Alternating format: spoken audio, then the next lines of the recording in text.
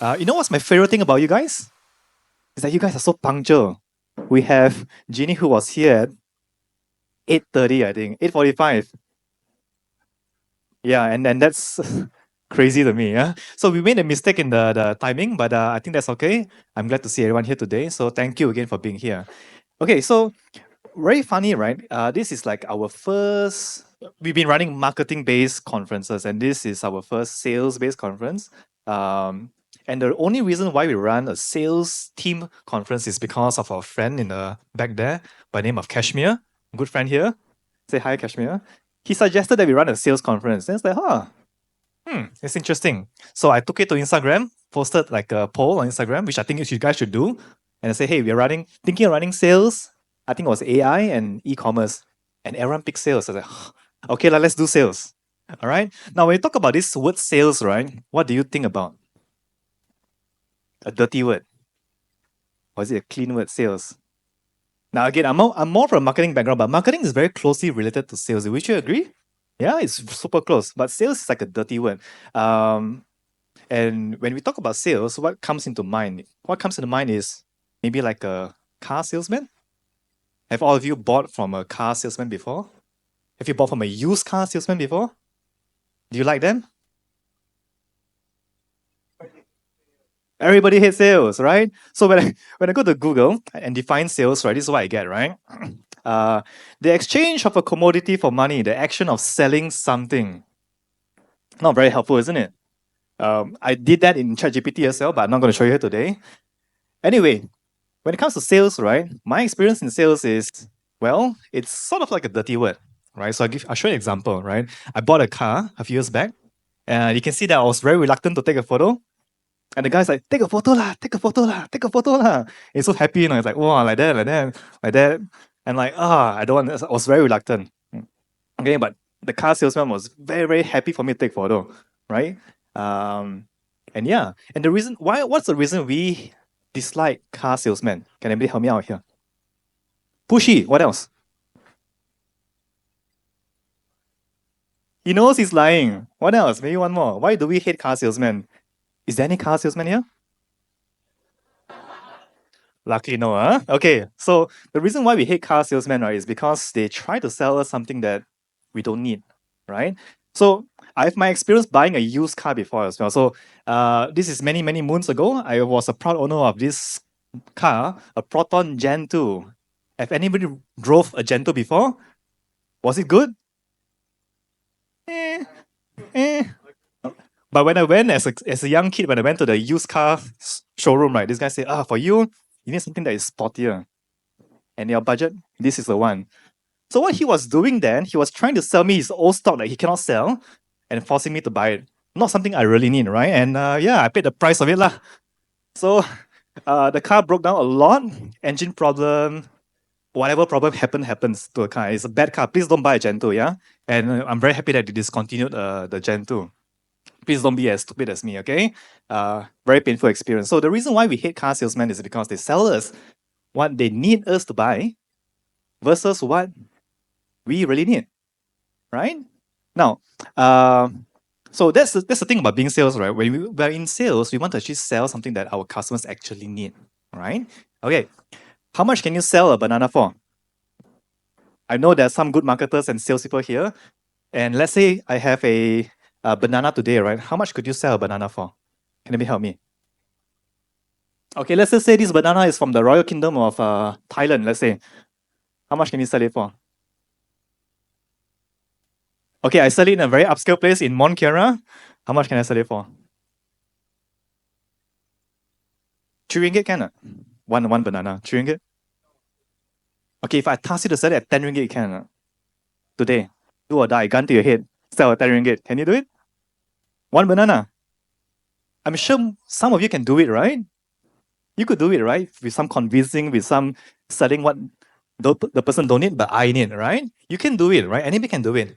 Now in sales, right, and marketing, there's this very powerful frame called reframing, right? You reframe a situation, right? Can someone help me with this ad thing here? Anyway, when we reframe the thing, right? When we talk about reframing, it's by putting a frame on something and you change the whole outlook of it, right? So A same banana, you just put up a sticker on it, and how much does it sell for? You guys remember this? You don't remember this? Boom! Wow. Just like that, right? And what you are seeing here is basically the art of reframing things. Okay? So sales can also be reframed from being a dirty word into being a clean word. So I'll go through a few things with you. Now let's reframe sales, right? And I saw this on the internet somewhere. I thought it's the best reframe that I've seen on the word sales. Okay. So when you think about sales, it's always dirty, but the first S, right, is selfish. All right. We are selling because we want something for ourselves. And the way to reframe that is to think about as a service. We're actually serving someone with the act of selling. Great. Right? And then when it comes to sales, we normally like to advise. Anybody here from the marketing agency or marketing background? Okay, all marketers are liars, yeah. So you're all liars, including myself, right? And when we go into client meetings, what we do, we advise. Oh, you should do this. The former me, right? When I go to a client meeting, a client say, "Hey, I'm not getting enough leads." What we start to do? Oh, you should be on TikTok. You should be on Instagram. You should do this. You should do this. We start advising, right? But the true art of sales is to actually ask, what's the problem? What's the challenge you're facing, right? We do all that in sales, right? If you're a fitness person, which part, what do you want to achieve? Lose weight, gain muscles, become an athlete? We ask first, right? It's always about asking. And the next one, lecture. We start lecturing them, right? Oh, you should do this. You should do some deadlifts. You should do whatever that is, right? We start lecturing people. But then if we frame it, we start to listen, right? We listen for problems, right? And I think in listening, the person who listens the most wins versus the person who talks more, right? And I want to share with you a few things about listening. I think listening is something that is very important that we should do every single day. And there's this amazing book called The Never Split the Difference by Chris Voss. Have any of you read this book? No, I think you should read it. And there are two powerful concepts in there to listen more. Basically, when you listen to people, you're receiving information, right? So I've talked to you some this morning, and if you notice, I'm always asking you questions. What do you do? What brings you here today? So what I'm trying to do is to find out what you're trying to do here today, right? I'm bringing information. And there are two techniques to do this. One is by mirroring. You guys know how to use this? Right? And the second one is labeling. Amazing. Let me give you an example, okay? So let's just say, I asked Tony, Tony, you look fit. Do you exercise a lot? Where do you exercise? Which gym?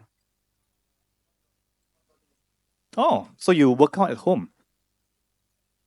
You sound like someone who doesn't like to go to a commercial gym. Okay, thank you so much for that, Tony. Right, so what I'm doing here is I'm mirroring and labeling him, right? So mirroring means I'm like repeating what he tells me. As simple as that. Labeling is I'm labeling, oh, you're someone who does not like to go to a commercial gym. You prefer to work out from home, right? And when I do that, he start telling me more and more and more and more and more. And then I know like 80% about him, he knows nothing about me, right? That's the secret to sales. All right, back to our sales reframing, right? So we have serve, ask, listen. Next one is to detach. A lot of salespeople detach away from their customers, their prospects. And the way we reframe that is by sharing empathy. Okay? And the last one is sell. But the way we reframe that is by summarizing. Okay, so we summarize. Okay, based on what you told me, this is what you want to go for. So we are actually summarizing whatever we talk about. And that's how we reframe sales. Okay, so I think sales can be a clean word, it does not have to be a dirty word. All right. Okay, all these slides will be shared to you in our online platform, so you have access. You don't have to take photos. You can take notes if you want to. But again, all the slides today from myself and also from the other presenters will be shared on the online community. So I just want to give a big shout out to our speakers today. We have King, who's coming after this. We have CJ, who on a whim decided to and agreed to speak today. I think you're going to enjoy his session as well. We have Cheng, who is an agency lady. Josh, who is from Click Clinic, one of the the pioneers in aesthetics in Malaysia, right? And Mohan is from Swipey. So big shout out to them who will be speaking today. And a few more housekeeping before I pass it on. Please take a lot of photos today, right? And do tag us on Instagram, do hashtag us. We love to see your thoughts and also your feedback and what you think about the whole event, plus your takeaways. So what I realized work on social media is when people take a photo and they share their takeaways from an event. That is lovely. Okay.